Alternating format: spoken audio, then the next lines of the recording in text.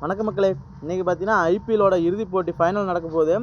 இந்த ஐபிஎல்லோட இறுதிப் போட்டியில் பார்த்தீங்கன்னா எல்லா கமெண்டேட்டர்ஸ் எல்லா கிரிக்கெட் வல்லுநர்கள், ஆஸ்திரேலியாவாக இருக்கட்டும், இங்கிலாந்தாக இருக்கட்டும், இந்தியாவாக இருக்கட்டும், எல்லா கிரிக்கெட் வல்லுநர்களுமே என்ன சொல்கிறாங்கன்னா, ஆர்சிபி தான் இந்த டைட்டில் வின்னர் எடுக்க போகிறாங்க, இந்த வருஷம் வெற்றியாளராக இருக்க போகிறாங்க அப்படின்னு சொல்கிறாங்க.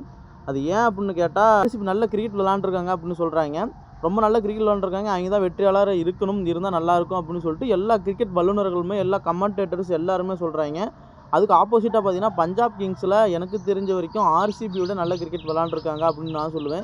கிட்டத்தட்ட 7 அன்கேப்டு பிளேயர்ஸ், ஹர்தீப் பிராரா இருக்கட்டும், சஷாங்க் சிங்காக இருக்கட்டும், நஹேல் வதேராவாக இருக்கட்டும், அப்புறம் பார்த்தீங்கன்னா ஓப்பனர், அதாவது இந்தியன் யங் ஓப்பனர் பார்ட்னர்ஷிப் பார்த்தீங்கன்னா ரொம்ப நல்லா இருந்திருக்கு அவங்களுக்கு.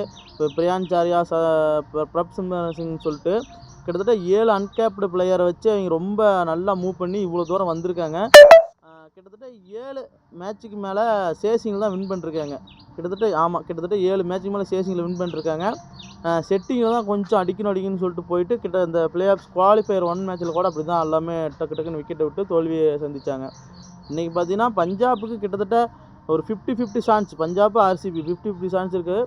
எனக்கு தெரிஞ்சு கிரிக்கெட் வல்லுநர்கள் எல்லாரும் சொல்கிற மாதிரி ஆர்சிபி மட்டும் நல்ல கிரிக்கெட் விளாடல, பஞ்சாப் கிங்ஸும் அதுக்கு நிகரான நல்ல கிரிக்கெட் விளாண்டுருக்காங்க அப்படிங்கிறது நான் சொல்லுவேன்.